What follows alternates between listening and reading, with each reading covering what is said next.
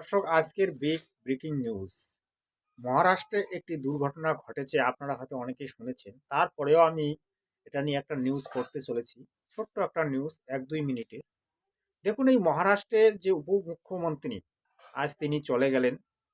তিনি একটা মিটিং করতে যাচ্ছিলেন, কিন্তু এমন সময় ওই বিমান ক্র্যাশ হয়ে যায়, বিমানে আগুন ধরে যায়, আর বিমানটি মাটিতে পতিত হয় এবং ওই উপমন্ত্রী মারা যায়, এবং তার সঙ্গে যে সহপাঠীগণ ছিল তারাও কিন্তু মারা যায়।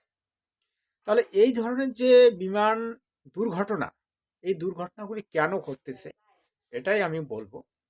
আপনারা একটু ধৈর্য সহকারে দেখবেন। ছোট্ট একটা নিউজ। দেখুন, বর্তমান যুগ যতটা আধুনিক হচ্ছে, যন্ত্রপাতির ব্যবহার যতটা দ্রুত গতিতে এগিয়ে যাচ্ছে, মানুষের মৃত্যু কিন্তু পেপুরিয়া সমতুল্য হয়ে যাচ্ছে। আগেকার দিনে মানুষ 120 থেকে 150-200 বছর বাঁচত। এখন মানুষ কি হচ্ছে, 60 বছর, 50 বছর, হ্যাঁ, অতিরিক্ত 70-80, 70-80তেই মারা যাচ্ছে। কিন্তু কেন? সকলেই তো নিউজ বলে, কিন্তু নিউজের সারমর্মটা কি সেটা বুঝতে হবে। আপনারা দেখতে পাচ্ছেন যে এই যে যে ব্যক্তি মারা গেল তার নামটি আমি ওখানে লিখে দিচ্ছি, আপনারা দেখবেন। দেখুন, কলিযুগের যে মূল খারাপ অবস্থাটা, সেটা হচ্ছে কলিযুগের মানুষ হয়েছে আজকাল, কি বলি,